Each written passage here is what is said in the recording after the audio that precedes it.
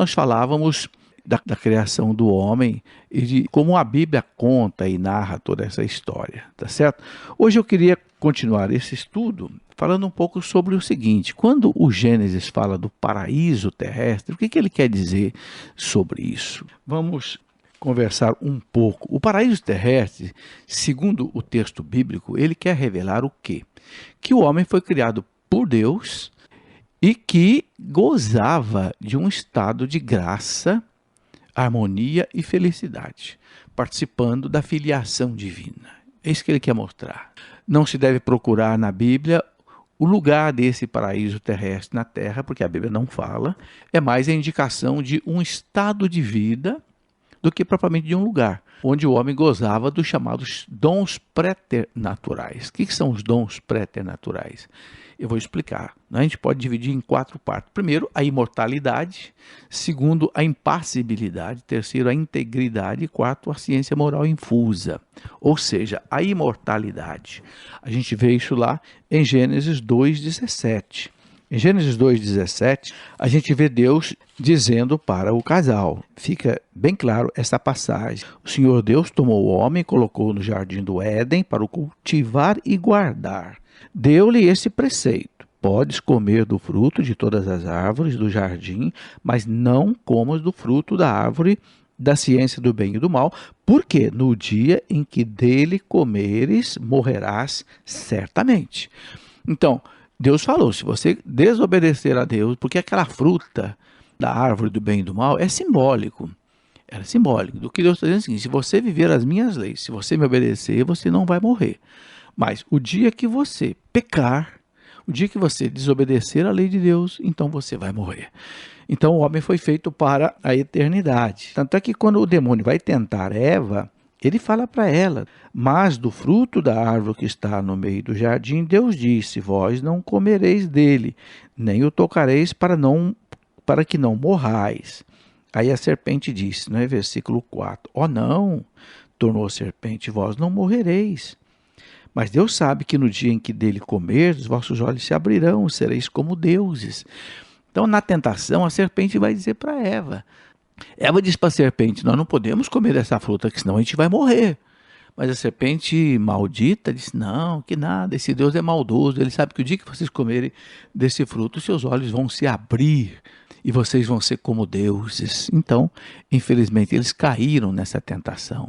O pecado, ele é sedutor. O pecado, ele é enganador. O pecado é assim como uma maçã caramelada, mas que tem dentro um anzol. Como a gente quando pega um peixe. Você pega um anzol bem feio, mas você esconde todinho o anzol com uma isca que o peixe gosta muito. Aí o peixe vem e engole aquela isca com todo prazer, mas daqui a pouco ele sente o ferro do anzol na boca dele. E ele morre por causa disso. Na verdade, o pecado é assim. A pessoa se sente vai ser como deuses e se entrega ao pecado, à desobediência a Deus, à desobediência à lei de Deus. Depois ele experimenta a morte. É por isso que São Paulo diz que o salário do pecado é a morte. Romanos 6:23. Eva já sabia disso, a gente já sabia disso, que o dia que eles pecassem eles iam morrer. O primeiro dom que o casal tinha no paraíso terrestre era o dom da imortalidade. Se não pecasse, não morreria.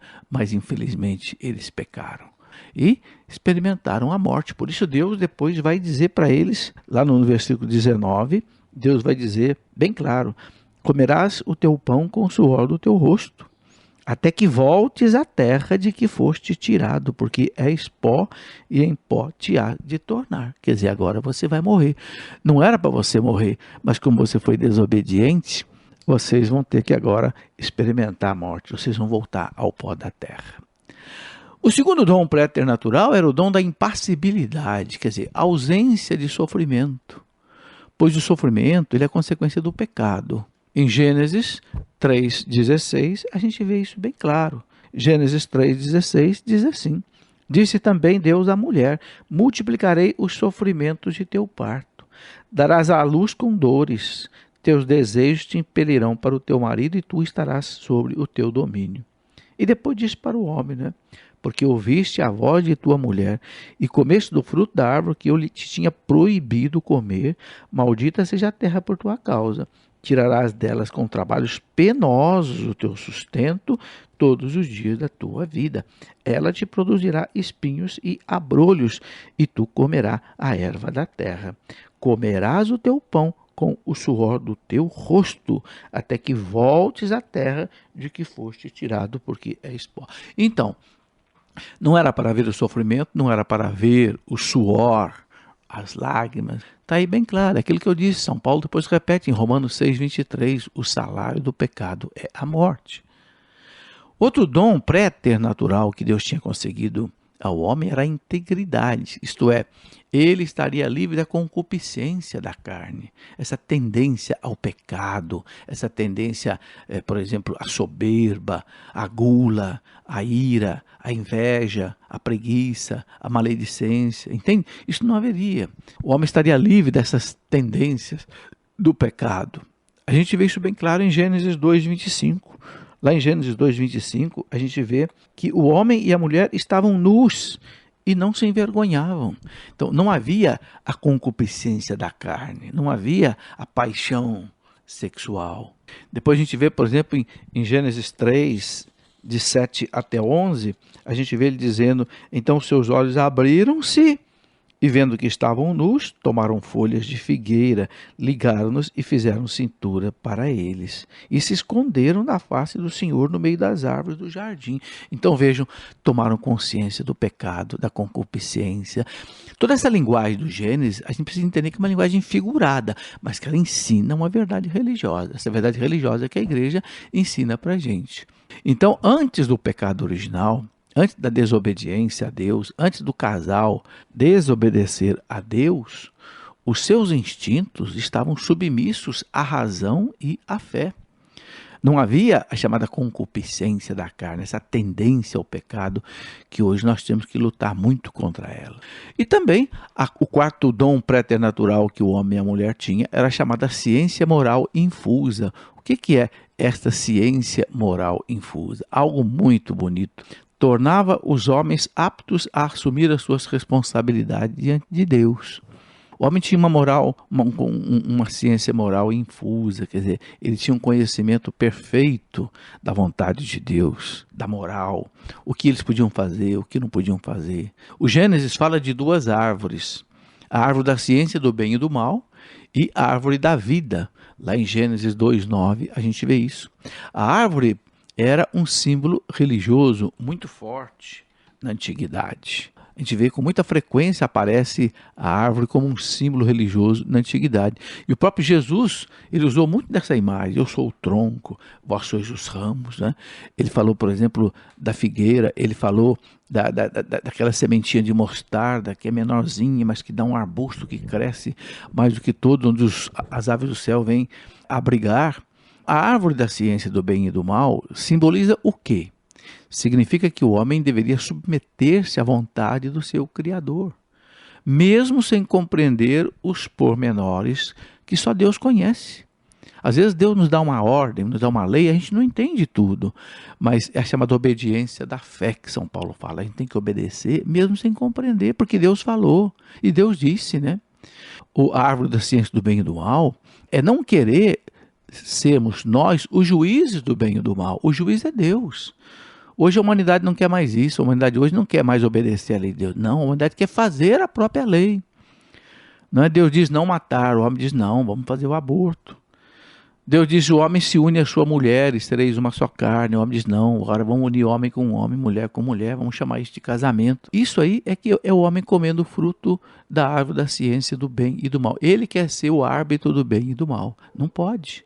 Então depois a árvore da vida, pode-se crer que ela dava ao homem o fruto da vida perpétua, ou o sacramento da imortalidade. O homem saberia assim que a imortalidade é um dom de Deus, ele não morreria, a árvore da vida, mas porque ele foi comer aí esta árvore, esse fruto dessa árvore, quer dizer, a desobediência, ele acabou ofendendo a Deus desse jeito. Todo o sofrimento do mundo que fez com que Jesus tivesse que se encarnar para poder salvar a humanidade.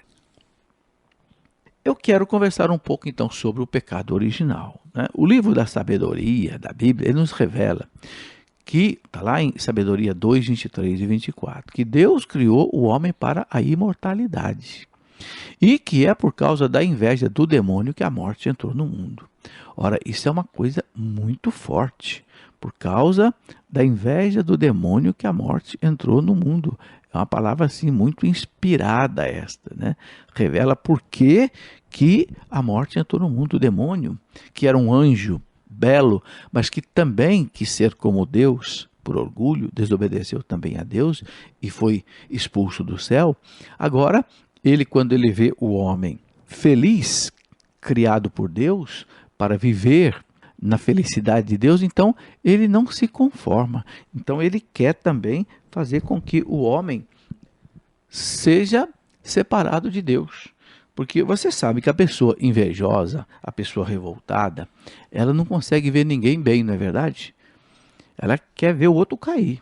A pessoa invejosa é assim, ela vê alguém melhor do que ela quer derrubar. Ela quer criticar.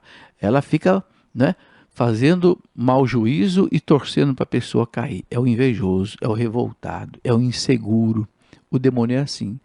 Então, quando ele viu o homem no paraíso, Adão e Eva felizes ali, ele foi lá tentar. Ele que já tinha perdido a graça de Deus, ele já tinha perdido a amizade de Deus. Então, ele foi lá perturbar os nossos pais. E, infelizmente, aconteceu o que nós chamemos, né?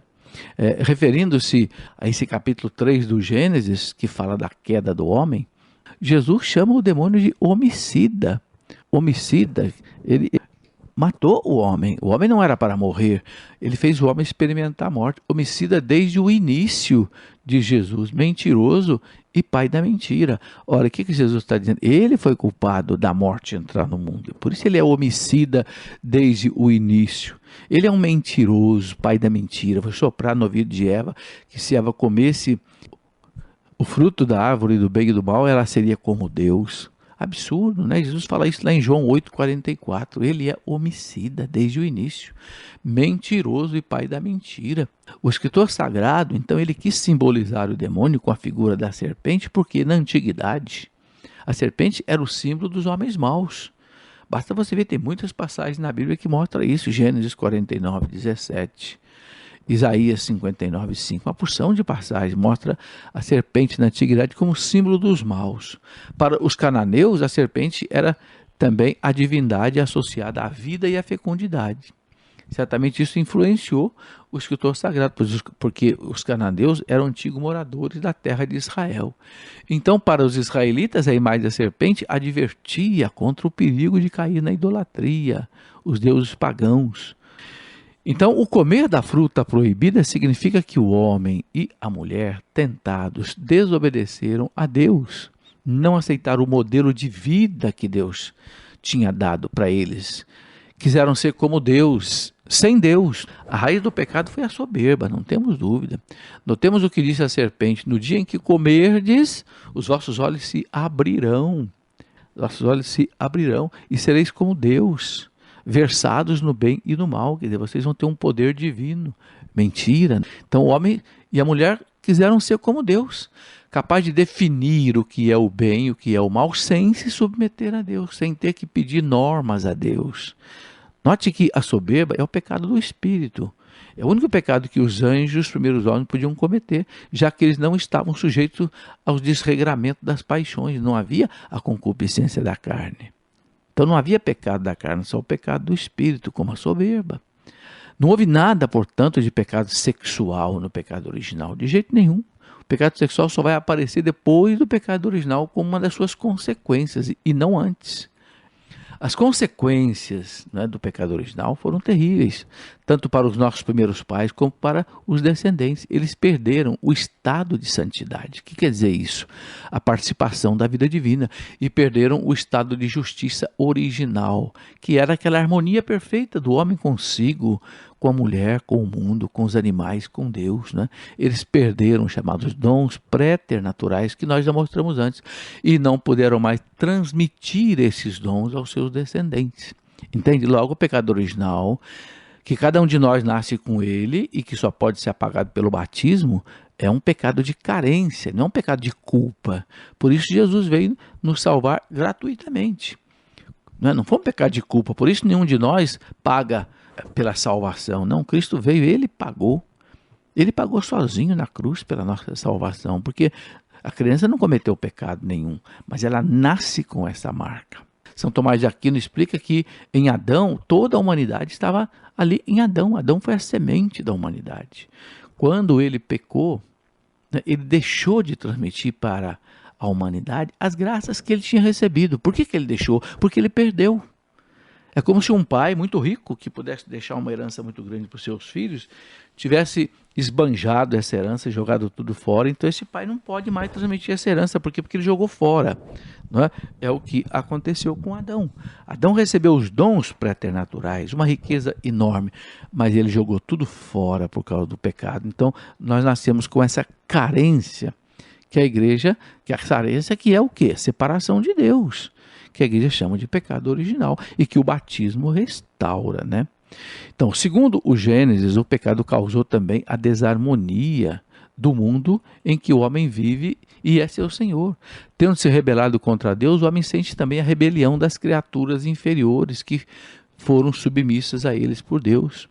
Mas Deus promove a salvação desde o Gênesis 3,15, quando a gente vê 3,14, começa ali, ao dizer ao demônio que ele vai rastejar e comer o pó da terra e ter a cabeça esmagada pela mulher.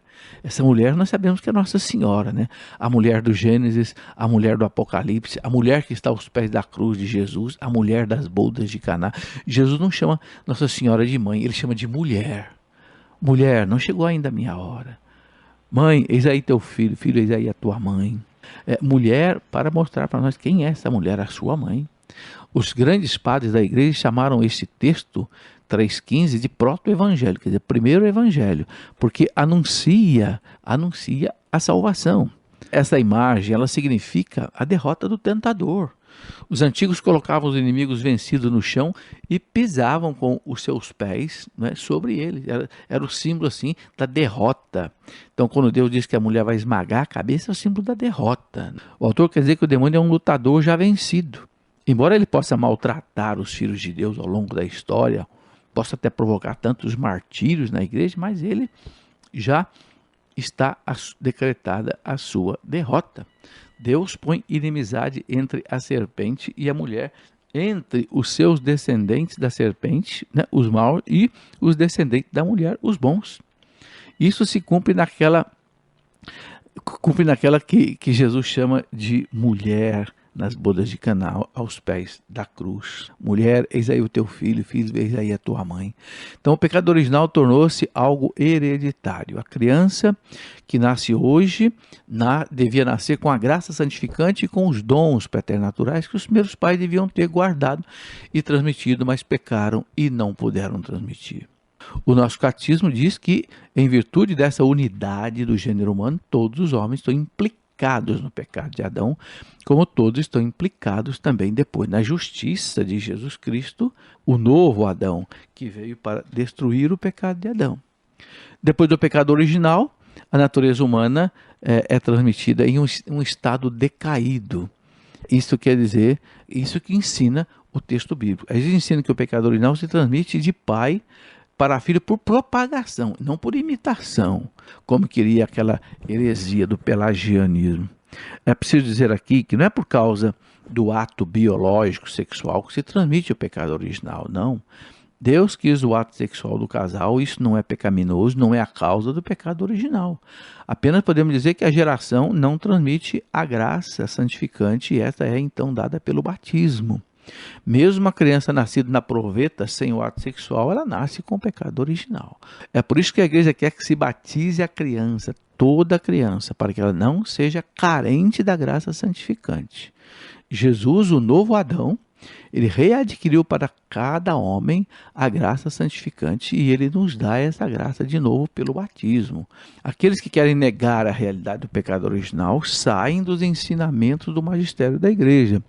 O catecismo da igreja, quero lembrar a você, que ele diz assim, olha, a igreja que tem o sentimento de Cristo sabe perfeitamente que não pode atentar contra a revelação do pecado original sem atentar contra o mistério de Cristo. Está lá no parágrafo 389 do Catecismo. Com outras palavras, nós podemos dizer que quem nega a realidade do pecado original, nega também a realidade da salvação realizada por Jesus Cristo. Isso seria negar todo o cristianismo.